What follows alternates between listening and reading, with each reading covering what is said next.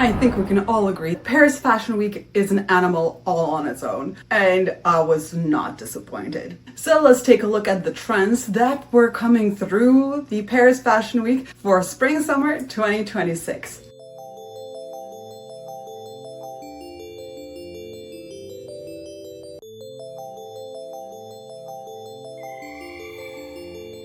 Hello and welcome to Design or Design. My name is Maria and this channel is all about fashion, analysis, runway, trends, and we are heading into the spring summer. As today we don't have a sponsor, so make sure to interact with the video in any way you can. The algorithm will take it up a notch and I might be able to hit through that $5 an hour mark. Yeah. But other than that, let's get into the trends. First, we're gonna start off with the night beauty. This season, Paris turned bedtime into a fashion statement. Inspired largely by the Louis Vuitton home-themed collection, the nightgowns trend takes cues from delicate lingerie.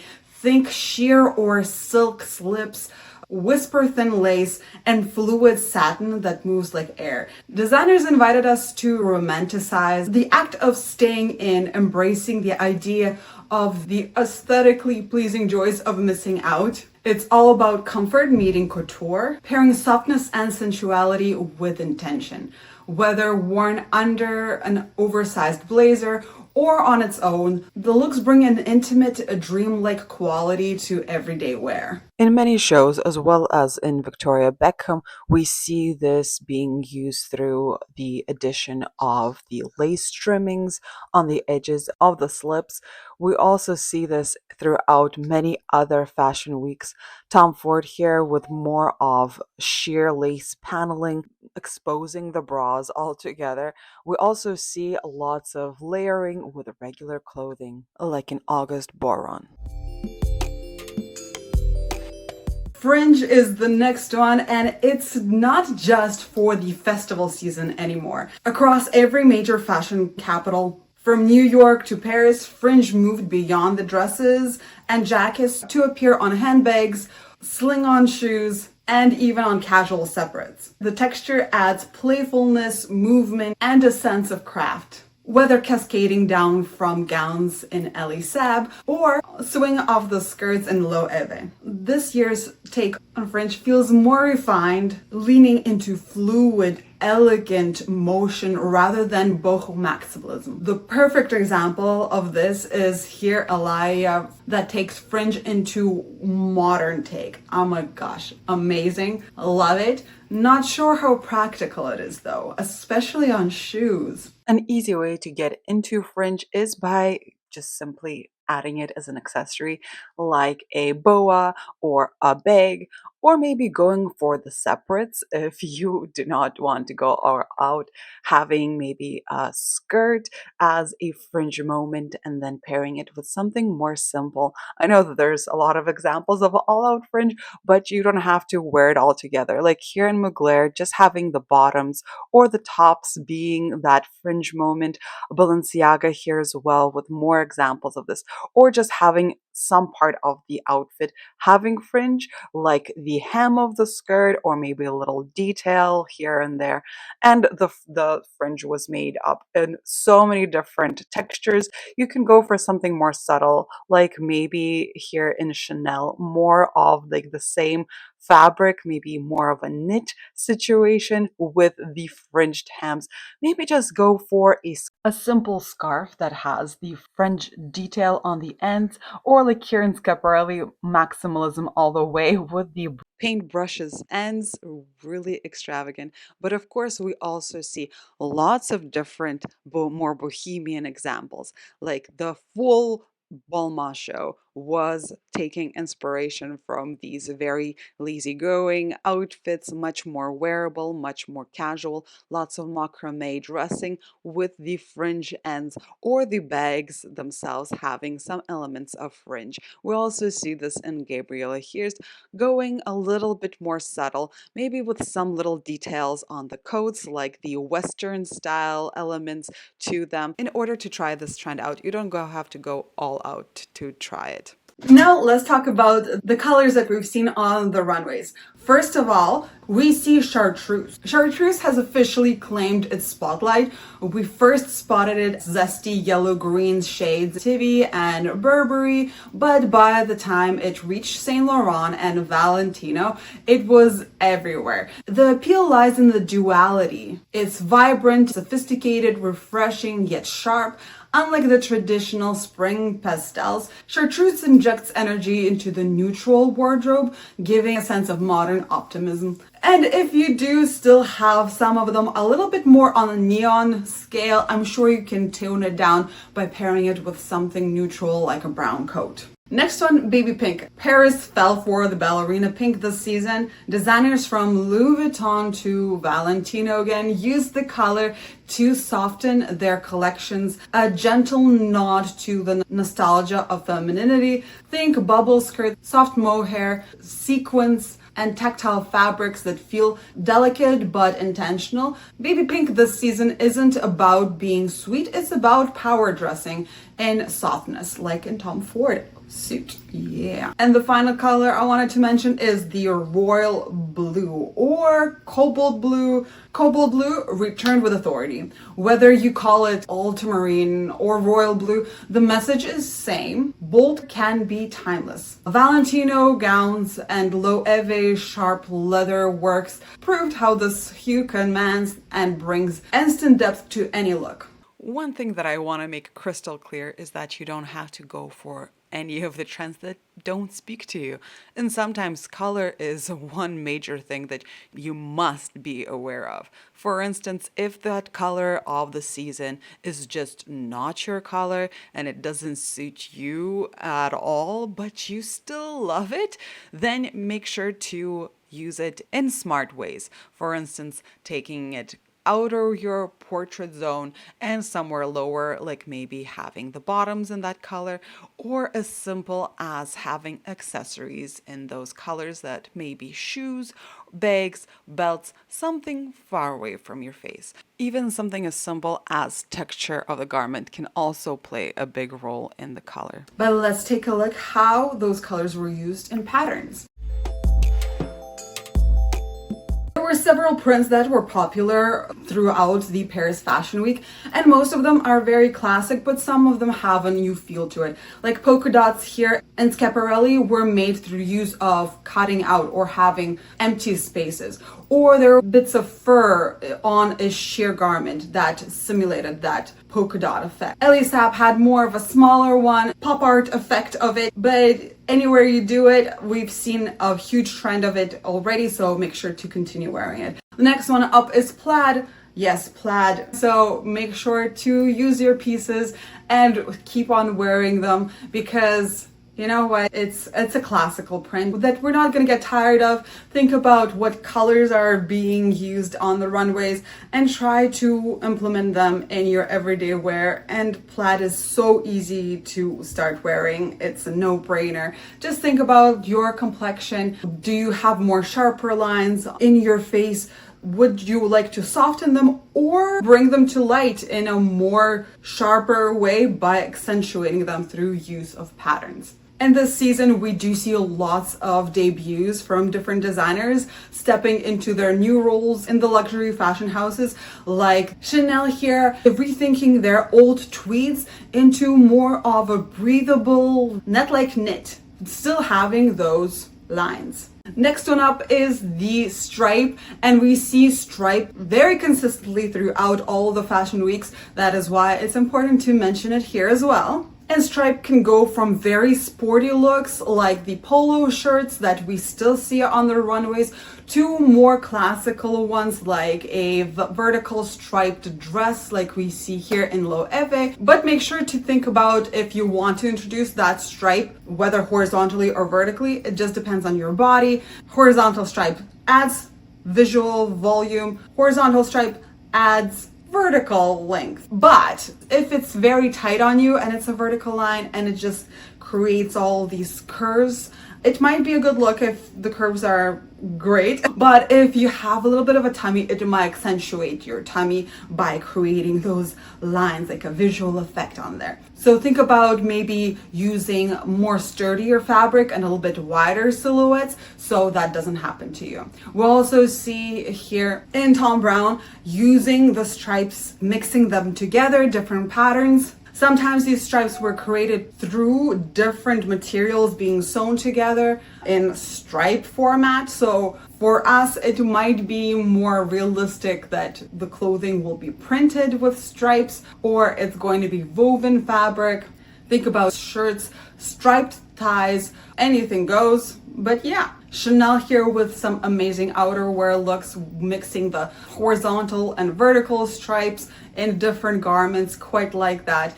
Dres Van Noten had some amazing color works if you are a fan of color and want to see interesting ways that they were used. Here we go. They even took different patterns and created lines out of them, which is also really unique. Maybe a little bit more on a maximalist style, but still pretty cool. Lots of layering pieces. Sometimes we don't want to see a lot of patterns, fine.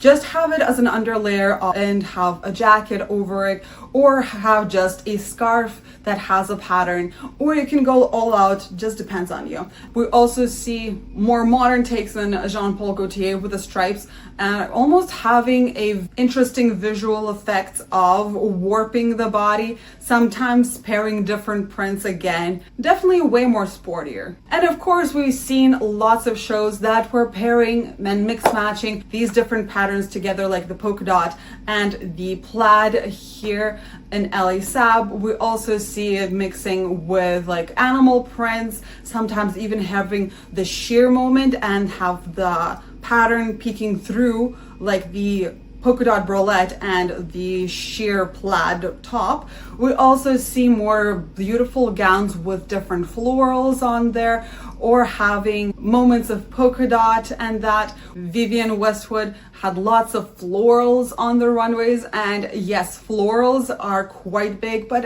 they're always big, especially during the spring summer. Every time I say this out loud, I'm taking back to Devil Wears Prada. Florals for spring, how groundbreaking. I had that movie on DVD and probably watched it like 50 times. But in shows like Alexander McQueen, we see these really beautiful oversized florals, sometimes a little bit more on that granny chic, maybe very light wallpaper-esque florals. We see more of that in Maison Margiela with the different florals again in the same garments. Pairing together similar hues, some much more brighter, while others are more muted, and just a single floral together. Loewe having those stiff dresses with more of a smaller granny print. I love the Dres Van Noten prints for men here as well. Sometimes it was combination of different prints, like in scarves, as I mentioned. Really bright ones for outerwear, which I like, complementary color. Very bright and floral for spring summer, but for sure you can always go for a black and white pattern as well. The color does not have to be there if you don't want it. And Chloe took a really sharp turn in the bohemian style and went a little bit more into the kind of like 80s mom aesthetic. Lots of floral tops, dress, and etc. that were present on the runways for them. Louis Vuitton's florals were much more muted, but still had that 80s feeling in the silhouette, maybe not in the color palette. In Valentino, we had several of the same kind of the more vintagey florals. Here in Celine, another vintage but different vintage, if kind of the 60s vibe. Victoria Beckham, also Miu Miu, little tiny florals that are like quite ugly florals that were part of my childhood for sure. And more of the ugly Hawaiian shirts of prints and other ones, which takes us into the new one. This trend that I'm calling the Real Housewife aesthetic. This trend walks on a deliciously ironic line between domestic bliss and quiet rebellion. Think retro aprons that are a part of Miu Miu show, cardigans, and ditzy florals, but with a knowing wink. It's giving 1950s housemaker gone rogue. The collection at Paris Fashion Week played with the nostalgia, inviting us to see femininity not as a submission, but as a performance. Sometimes sweet, sometimes unhinged, but always intentional. Just add a dramatic tagline. Or maybe it's as simple as a response to in popularity of the tread wife's subculture. Next one up is definitely something more wearable for us, so make sure to watch it. And it's the jeans and more of a fancy top. A timeless formula got a runway treatment, basically. Designers took the jeans and a nice top concept and redefined it for luxury dressing. Dior sent slouchy denim down the runway with a sculptural outerwear. Stella McCartney paired low-slung jeans with silk camisole and tailored shirts.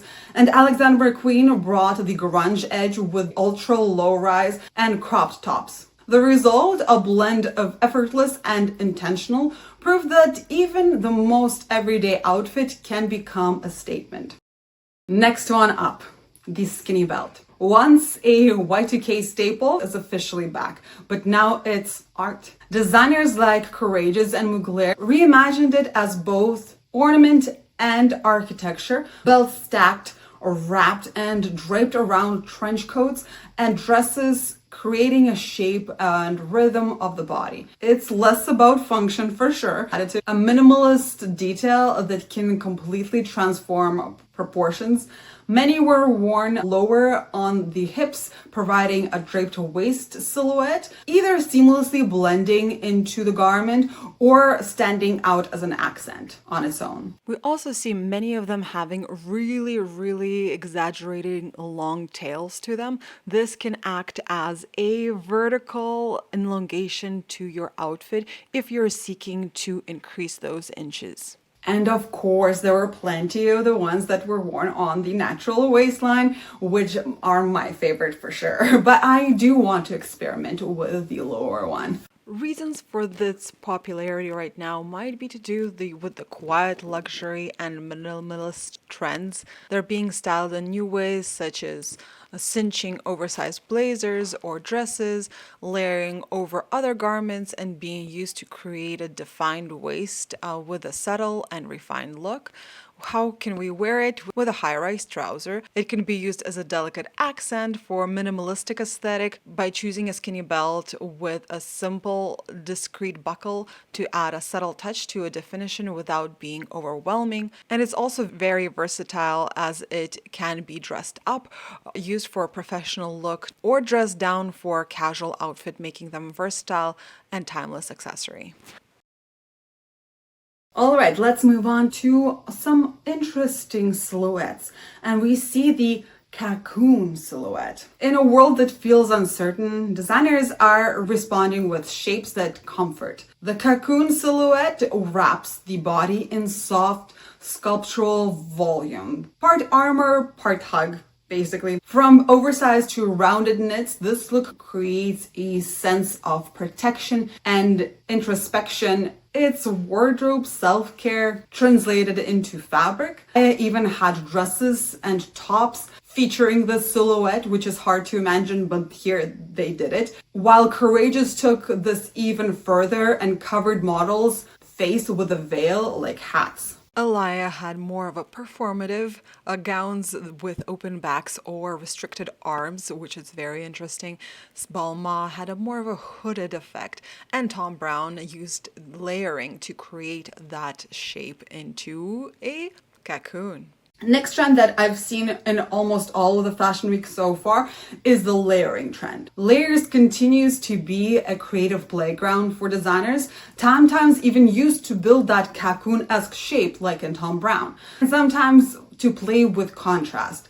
We saw multiple button-downs layered atop one another. We see in Miu the multiple of the same little, I don't know whether those are like little vests on top of layering with a dress shirt and a scarf and an outerwear. So lots of examples like this. Dresses over trousers, that was a big one. And the rest of the fashion weeks as well. Some had sheer panels or revealing more layers beneath. I feel like this trend celebrates imperfection and the art of getting dressed in motion. Like some of the gowns just had multiple layers of color, for instance, like in Loewe. Some garments were even made to look as if they were made out of multiple things on their own. For us regular folks, think about lighter layering as it might get a little bit sweaty, so something you can play around it with sheer layering.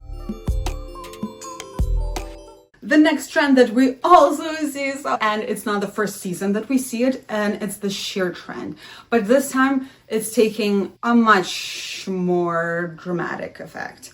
So the naked dress is back, and bolder than ever, designers pushed transparency to its limits, sending fully sheer looks down the runway that redefine sensuality rather than shock value. This season's sheer dressing feels like empowerment, vulnerability as fashion statement, delicate embellishments and translucent layers made these pieces feel more like a modern art. But for us, the simple folk, I feel like it's going to be reflected in more of the skirts, maybe the sheer layers with something underneath, maybe some pool cover-ups that you can wear to the beach.